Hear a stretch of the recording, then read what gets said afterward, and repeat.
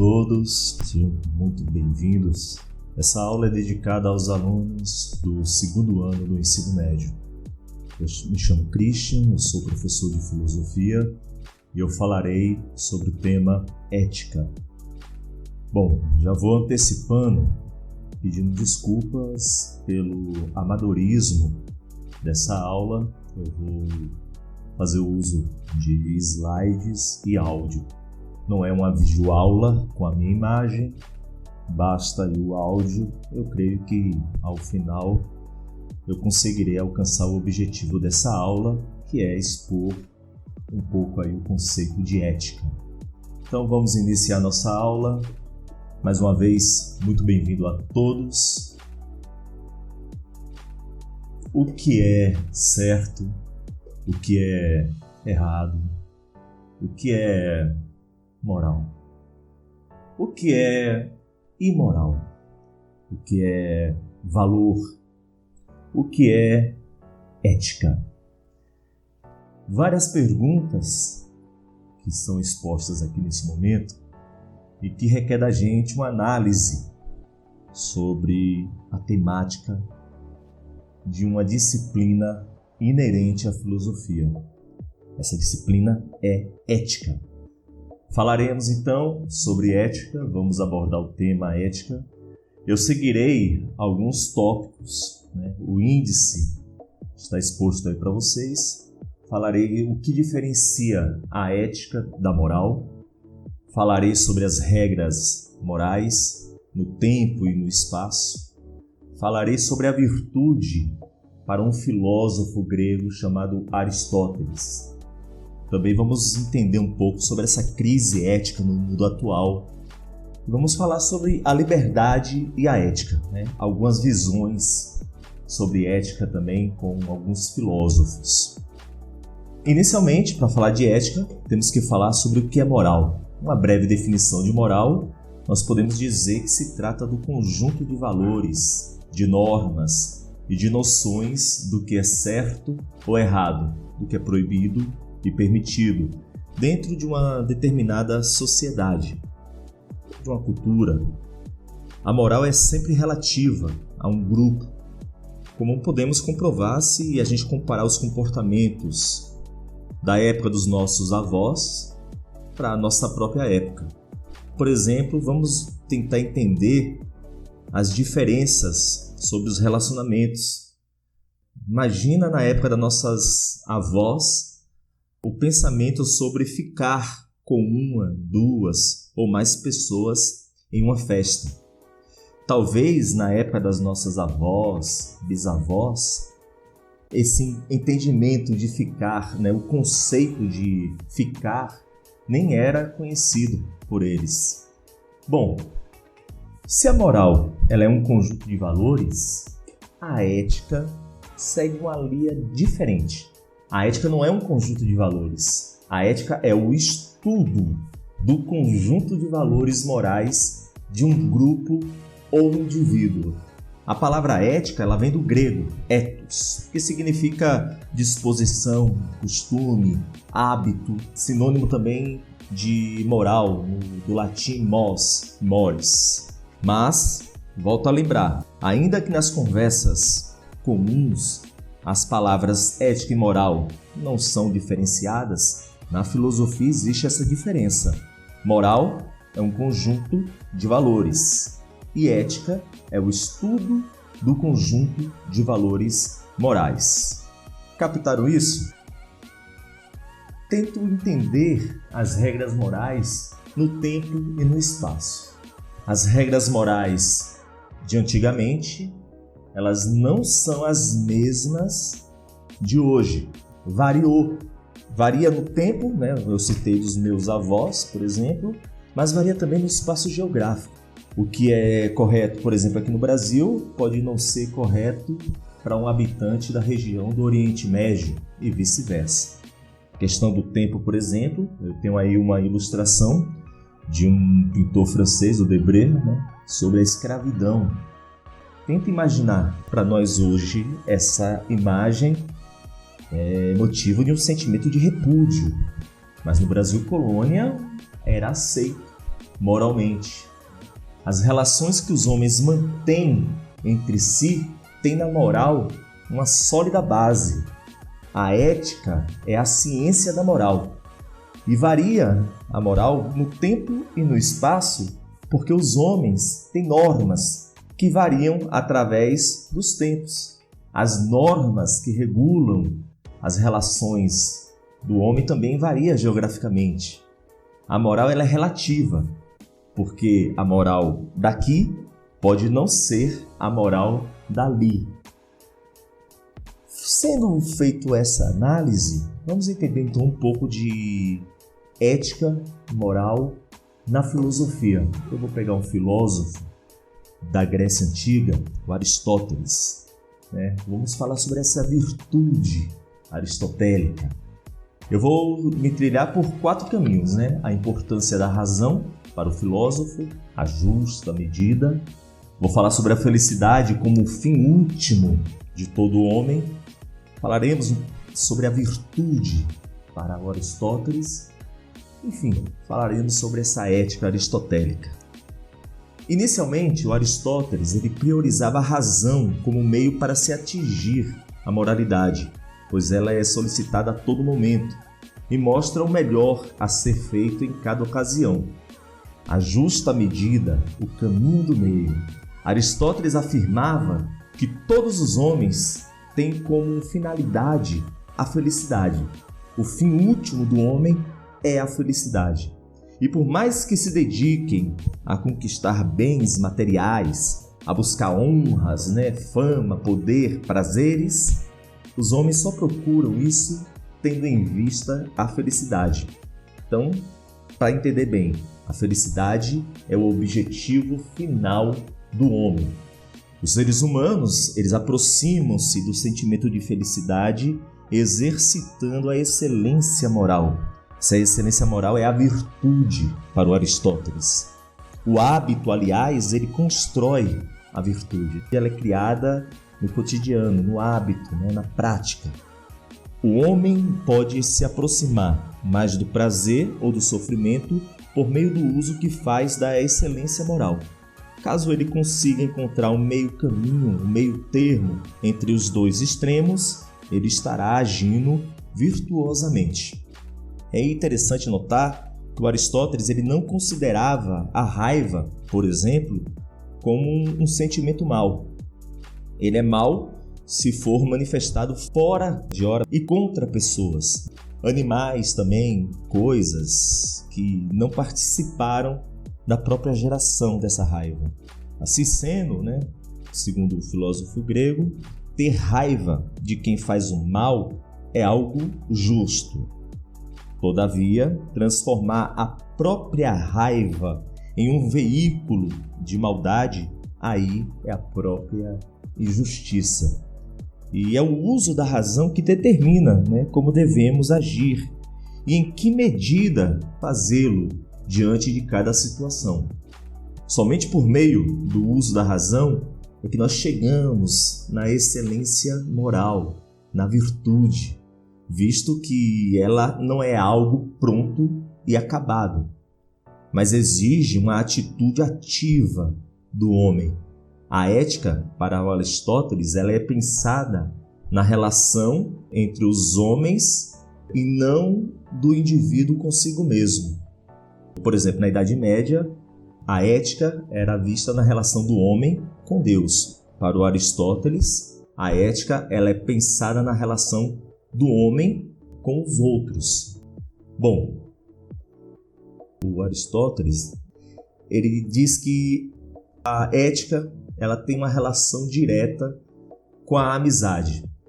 Aristóteles afirmava que quando a amizade é verdadeira, ela nos aproxima da felicidade.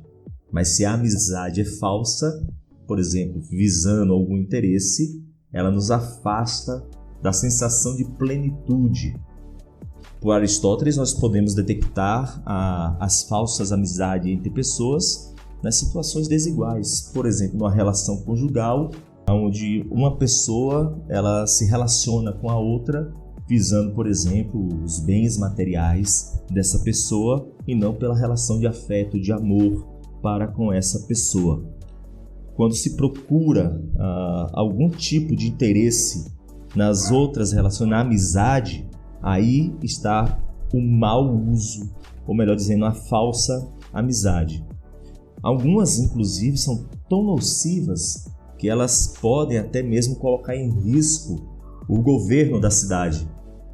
O adulador real, por exemplo, ele é o pior tipo de amizade, porque o rei, ao ouvir as mentiras sobre a conduta gerada por esse adulador, por esse puxa-saco, ele ouvindo mentiras, ele não consegue ter uma noção da sua conduta, uma noção real, ao seu poder exercido. Ele não toma as medidas necessárias para corrigir os próprios erros, pois o puxa-saco, o adulador, convenceu ao rei de que o seu governo é perfeito. Então aí é um resumo, tá, gente, da virtude aristotélica. Eu recomendo a vocês, inclusive, que deem uma lida no livro que ele escreveu, Ética, a Nicômaco. Aconselho vocês a essa leitura, vocês encontram facilmente na própria internet, em sebos, livrarias, vale a leitura. Dando prosseguimento também, a gente pode falar da crise ética no mundo atual. Há uma crise ética no nosso mundo? Há uma crise ética. A gente, olhando os noticiários todo dia, nós somos levados a pensar nisso. Pessoalmente, eu creio que nós temos muitos problemas éticos no mundo atual. Eu selecionei 2 temas para a gente debater essa crise ética. Primeiro tema: violência contra a mulher. É um problema sério. Se a gente for notar, por exemplo, os noticiários, o horror da violência contra a mulher está lá estampado na nossa cara. Tem uma pesquisa, inclusive, que diz que a cada hora mais de 500 mulheres elas são agredidas no Brasil. 500 mulheres agredidas fisicamente a cada hora. Essa pesquisa, se não me falha a memória, ela é de 2018. Então, falar da violência contra a mulher é um debate ético. É falar sobre os valores morais presentes em nossa sociedade. Entender isso, a questão moral presente nessa temática aí, a gente pode recorrer, por exemplo, na década de 50, de 60. Por exemplo, nós temos aí uma propaganda de gravata da década de 50. A frase em inglês ali está dizendo: mostre para ela que o mundo é dos homens. Analisando aí essa figura, a mulher de joelhos, posição submissa, levando um café para o homem, que é uma atitude boçal. Como era vista a mulher? Temos uma outra aí também, na década de 60, uma propaganda de calças sociais masculinas. A frase, está ali em negrito: é bom ter uma mulher perto de casa. Um homem pisando em cima da mulher. As mulheres, na década de 50, 60, elas foram herdeiras de ideias antigas, mas sempre renovadas, de que, por exemplo, as mulheres nascem para ser donas de casas, esposas e mães, e teriam que saber a importância atribuída do casamento, ao casamento, melhor dizendo. O namoro, imagina o namoro da década de 50 e 60, os namoros atuais, O amor era considerado importante para a união conjugal, mas não era o suficiente para garantir, Havia o interesse paterno nessa relação, O critério principal da avaliação do bom partido, inclusive, do futuro bom marido, era que ele fosse trabalhador e capaz de manter a família com conforto, pois acreditava-se, como o amor não era tudo, quando a fome bate na porta da rua, o amor pula pela janela. É um ditado presente aí daquela época. Por exemplo, o casamento era visto de uma maneira muito estranha para a nossa visão atual. O casamento modelo definia as atribuições bem distintas, né, entre homens e mulheres. A mulher nas tarefas domésticas, cozinhando, lavando, passando, cuidando dos filhos, limpando a casa, e eram consideradas, né, deveres exclusivamente femininos. Aos homens, né, cabia apenas, quando solicitados, fazer pequenos reparos. Inclusive, se vocês forem buscar aí, né, várias propagandas daquela época, como até hoje em dia ainda, mulheres, né, bem arrumadas, lavando, passando, colocando a mesa do café. Mas isso aí é da década de 50 e 60. Hoje em dia, será que nós temos alguma coisa do gênero? Eu peguei aí uma propaganda de uma empresa famosa, né, do ramo da moda. Vamos analisar essa foto. Uma mulher, né, uma atitude de submissão, digamos, tentando fugir. 4 homens, são mais homens aí, eu cortei a foto. Prestem bem atenção nessa foto. Não podemos naturalizar nada que esteja relacionado à violência contra a mulher. Nada voltado a esse tema é normal. Inclusive, essa empresa ela foi processada, ela recebeu muitas críticas sobre essa foto. Século XXI. Tem aí uma outra figura, cerveja, uma marca de cerveja. Aí, além da questão da mulher coisificada, temos também a questão do racismo. Ao título: é pelo corpo que se reconhece a verdadeira negra, devassa negra, encorpada. Século XXI. Essa empresa também recebeu muitas críticas. O que nos chama a atenção ainda é a visão que a sociedade ainda coloca nas mulheres. Mais uma, para vocês entenderem. Eu acho que até a minha fala fica pequena diante das ilustrações, né? Temos aí uma propaganda de produto de limpeza. Descanso merecido só com a ajuda da força e da inteligência de Mr. Músculo. E a foto, né, mostrando a hora do descanso para a mulher, né? A de cima usando o produto, a de baixo sem produto. Precisa expor, gente? Eu creio que está bem claro, né? A mulher ainda sendo colocada naquele papel de dona de casa responsável pelos afazeres domésticos. Não é só isso, gente. Se eu falar sobre a questão também geográfica, né, vamos analisar a mulher no Oriente Médio, né? Por exemplo, ali na região da Síria tem uma parte que ainda está sendo controlada pelo Estado Islâmico. E as mulheres lá elas são obrigadas a usar essa vestimenta, né, a burca. É a questão dogmática, mas há de se pensar a respeito, né? Tem algumas regiões, por exemplo, do Oriente Médio, onde as mulheres elas são impedidas de estudar.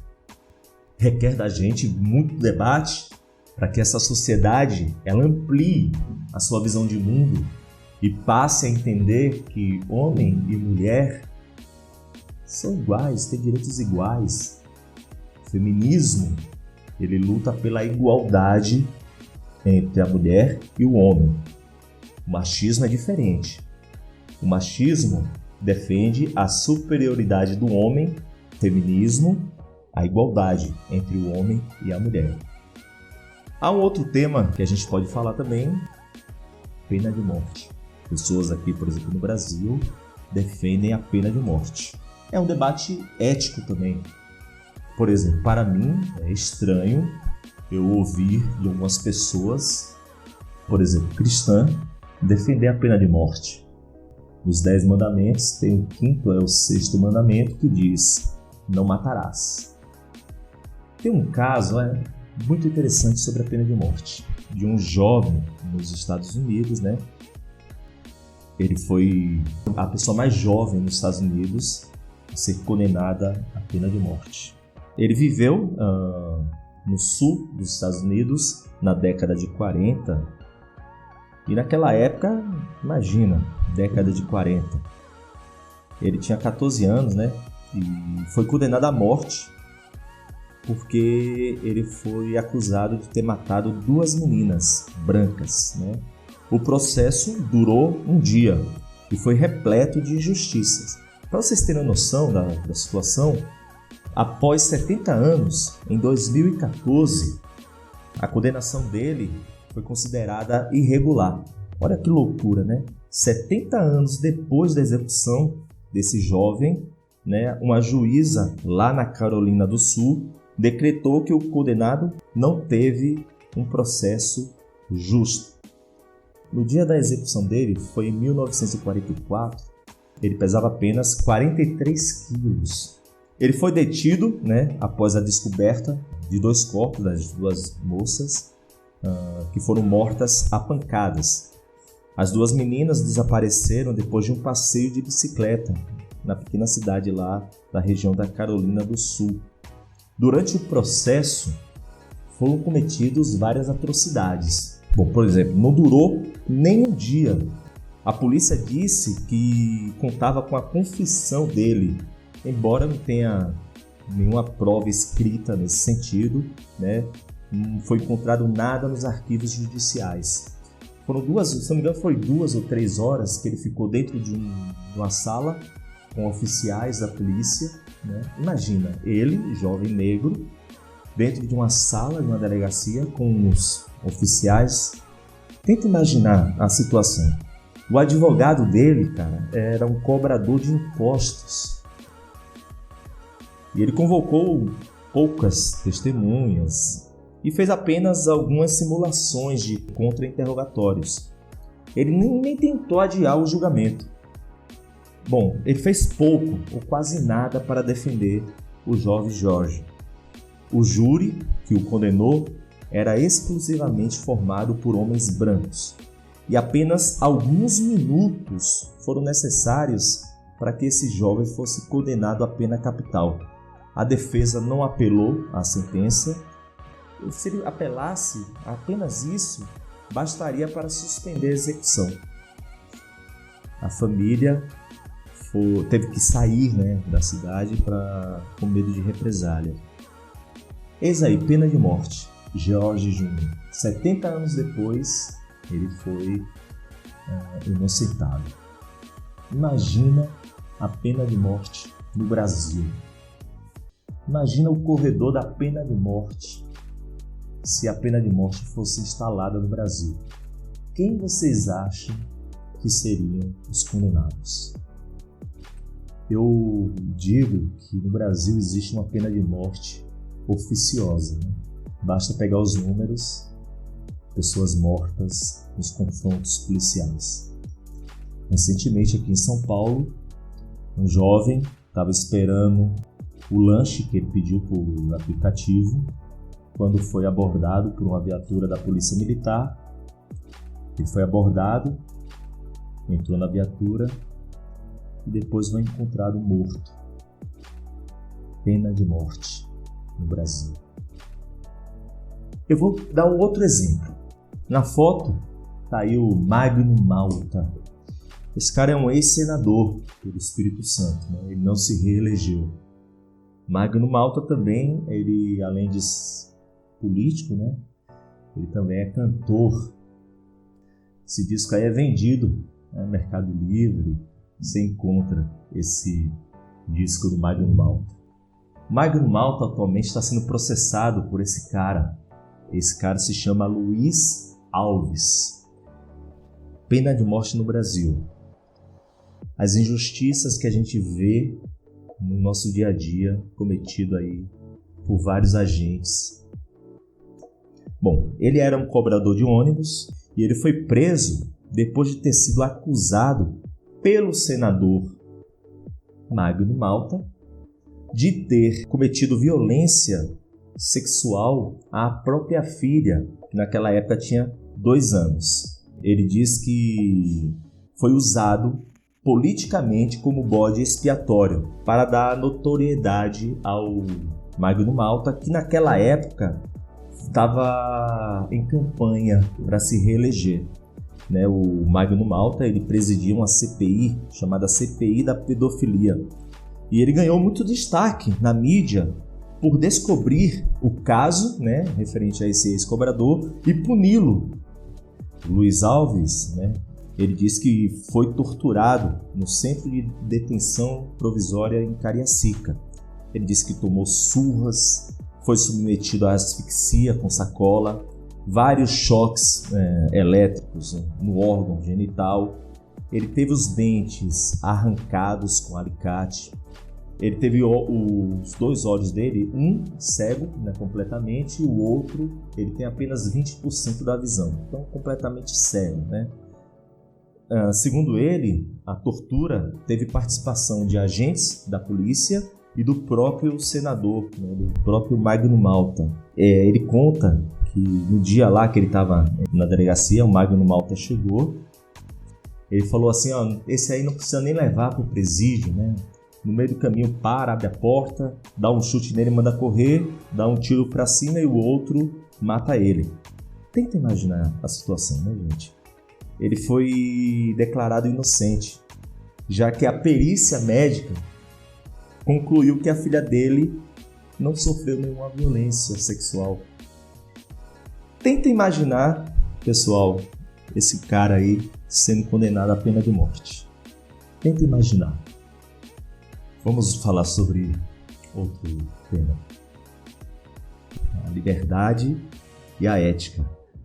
Para vocês entenderem isso, eu vou pegar inicialmente um filósofo francês, Jean-Paul Sartre.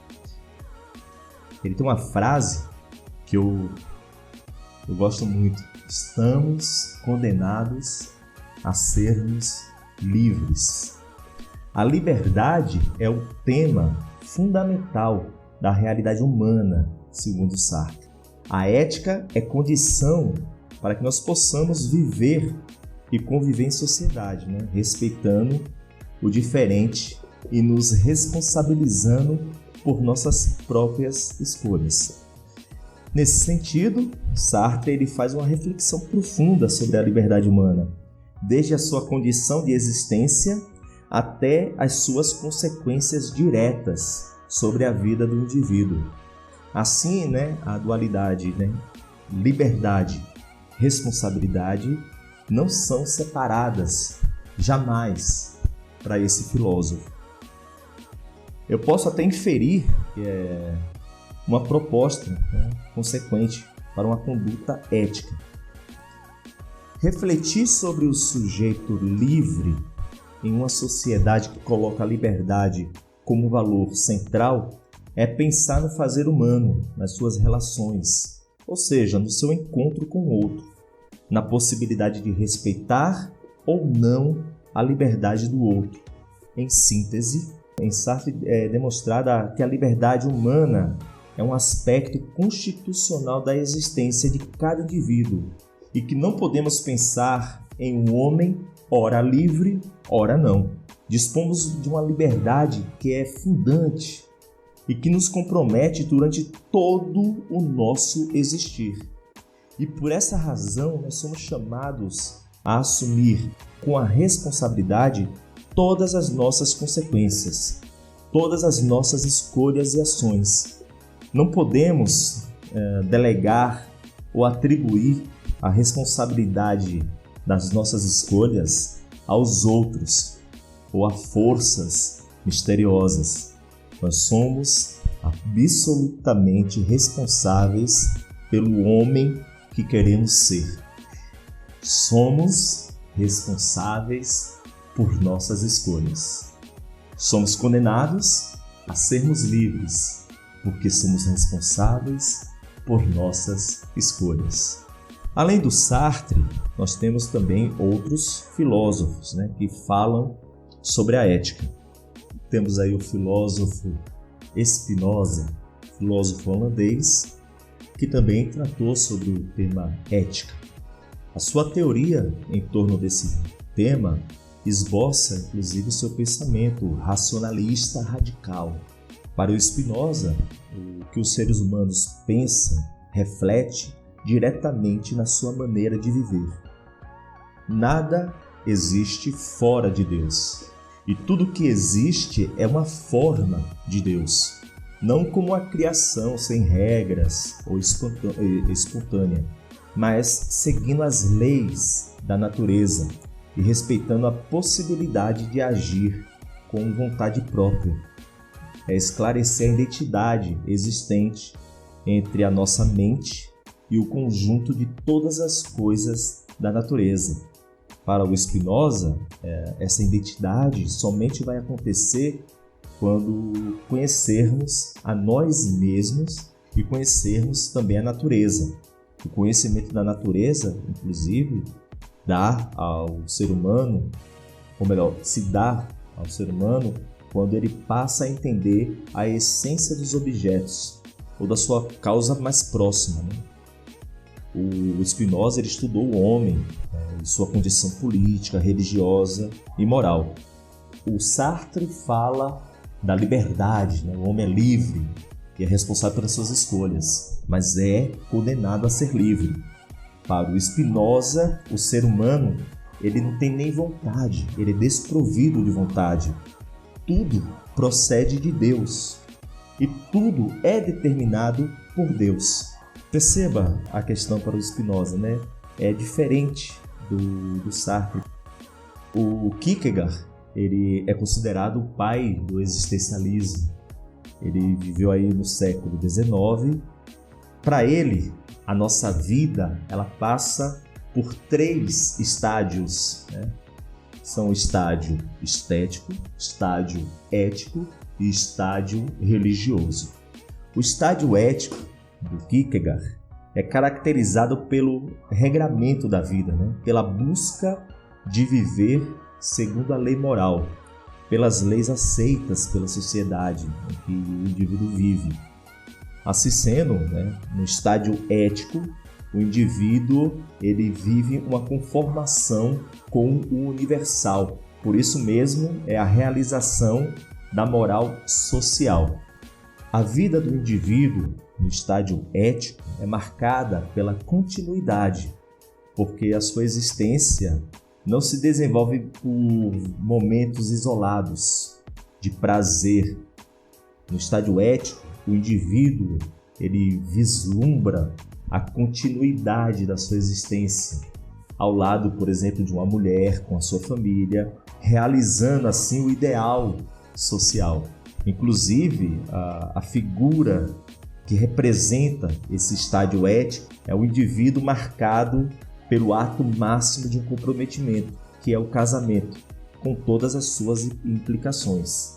Não se deve pensar, porém, que o estádio ético, o indivíduo ele renuncia ao prazer. O que ele faz é limitar o prazer dentro do casamento e das normas socialmente aceitas. E essas normas não são seguidas por ele como uma obrigação penosa, pois o indivíduo ético ele se sente livre e se encontra justamente nessas normas. O ético ele é um ser social por excelência. O indivíduo ético, para o Kierkegaard, é aquele que constrói a própria personalidade assimilando regras externas. O indivíduo ético, para o Kierkegaard, é aquele que aceita e incorpora as regras sociais para assim realizar o geral. Esse é o Kierkegaard. A ética para os filósofos estoicos é uma ética pautada na compreensão reflexiva, na meditação, que conduz o ser humano a um estado de imperturbabilidade, de serenidade, de paciência. Virtudes saturninas que, se integradas, conduzem o indivíduo para uma paz perene, uma paz eterna, duradoura, e permite o exercício do verdadeiro poder. O verdadeiro poder que um homem pode ter não é sobre os outros, é sobre ele mesmo. Bom, resumidamente, a ética para os estoicos é uma teoria do uso prático da razão. Qual é a base da ética estoica, né? essa procura alucinada das coisas indiferentes para a nossa vida, né, resulta um grande perigo para a realização da natureza do homem como perfeita racionalidade, né? O princípio básico do homem virtuoso para os estoicos é seguir a natureza. O homem virtuoso é aquele que conduz os seus passos exatamente de acordo com o que lhe dita a sua natureza e razão. O homem virtuoso, ele foge diante dos vícios e se mantém totalmente neutro diante das coisas indiferentes.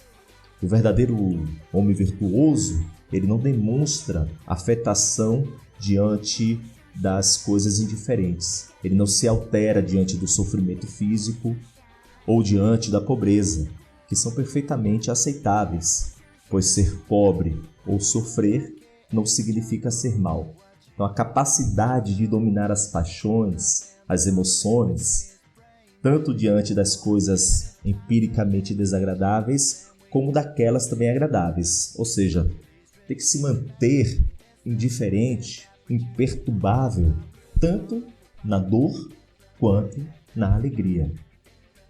Bom, eu agradeço a vocês pela presença. Desculpa aí pelos barulhos, tem uns cachorros aqui, dos vizinhos, que me deixam enfurecido com esses latidos. Eu estou fazendo uma gravação com meu celular, enfim, tá. Eu espero que a minha voz possa se tornar audível para vocês. Agradeço, muito obrigado a todos. Espero que passe logo, né, esse momento difícil que estamos vivendo. Tem uma frase que eu posso oferecer a vocês para finalizar aqui. Todo sofrimento tem data certa para acabar. Isso vai passar, gente. Espero encontrar vocês aí em breve na sala de aula. Obrigado, segundo ano. Até a próxima. Tchau, gente.